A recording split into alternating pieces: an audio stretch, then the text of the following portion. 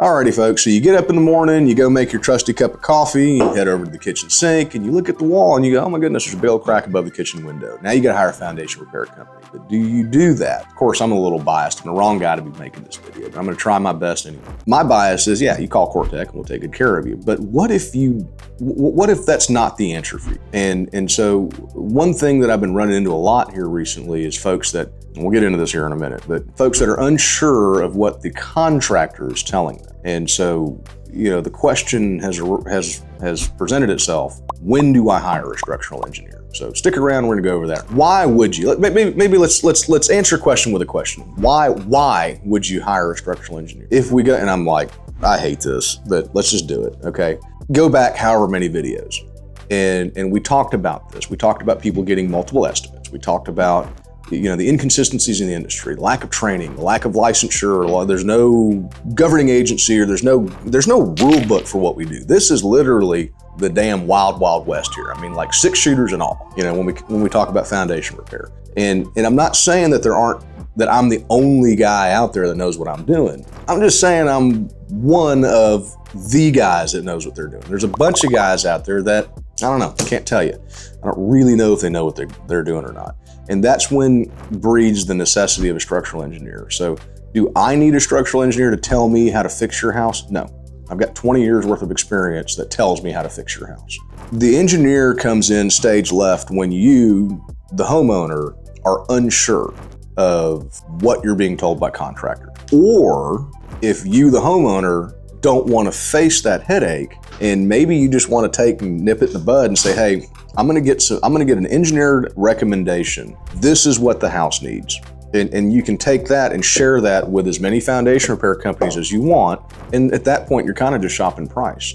And of course, you know, you got to vet them and make sure they're legit, and make sure that they can actually follow that recommendation that the engineer gave you. So what's the engineer's job? Okay, for the sake of the argument right here in this video, the engineer's job is to provide peace of mind and some direction, some guideline to follow. You know, it keeps everybody honest. And so once again, here I am sounding like a broken record. I don't need an engineer to tell me how to do my job. Do you know that? And that's when that's the right time to hire a structural engineer. When you need that extra assurance to guarantee that I'm gonna do my job the way it needs to be done. Now, I have some qualms with the way engineers do things.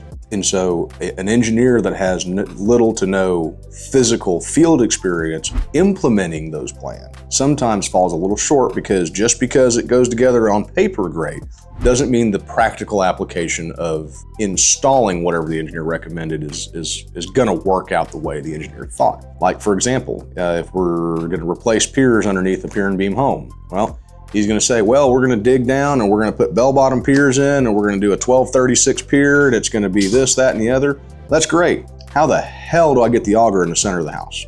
You really want me cutting the walls out and tearing the floor out so I can drive a Bobcat through your living room? Like, no, you don't. Is that the best way to do it? Yeah, it is. But given the circumstances, is it the most practical thing to do? And that's where I have a little disconnect with some engineers. By and large, I'm not saying they're all bad. There's guys that shouldn't be making fries at McDonald's. So, I mean, there's an engineer that shouldn't be doing design plans for repairs. Maybe he needs to be doing new construction or something. By and large, the vast majority of the engineer reports I've looked at and I've bid work from have been pretty good. And I'll be honest with you, I actually kind of like it when there's an engineering report involved, because guess who wears a liability for that report or for that recommendation?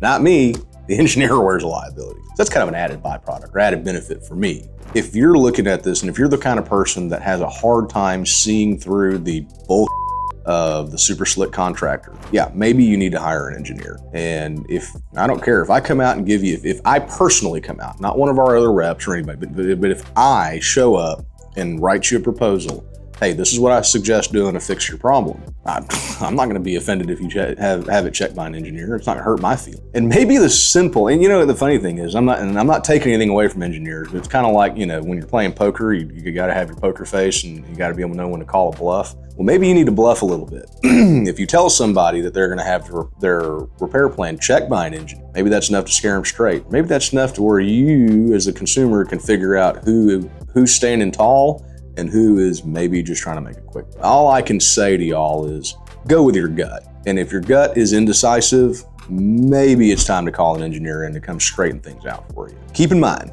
engineers are not free.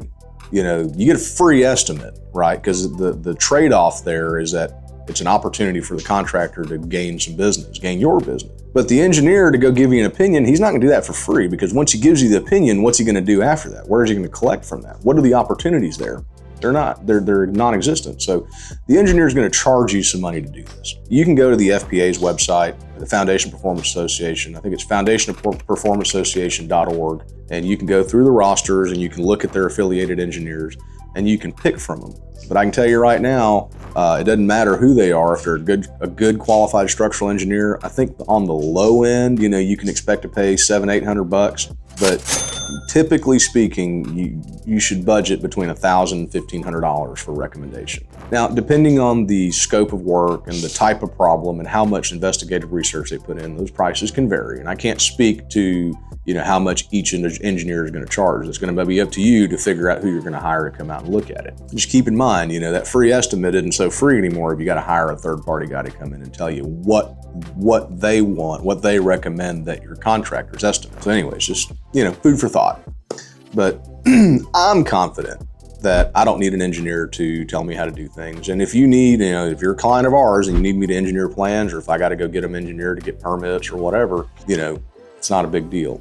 So my confidence in my ability to fix your foundation are going to allow me to say this. If you got a foundation that's a little on the screwy side and you need some help getting it figured out, do me a favor, or do yourself a favor, click on the link or phone numbers here or there or wherever y'all put, wherever my magic guy behind the camera puts a phone number. Give us a holler and let us come out and take a look at it for you. Once again, we want to thank everybody that watches our videos, because I didn't in a million years think that we'd get this kind of traction out here. So thank you all.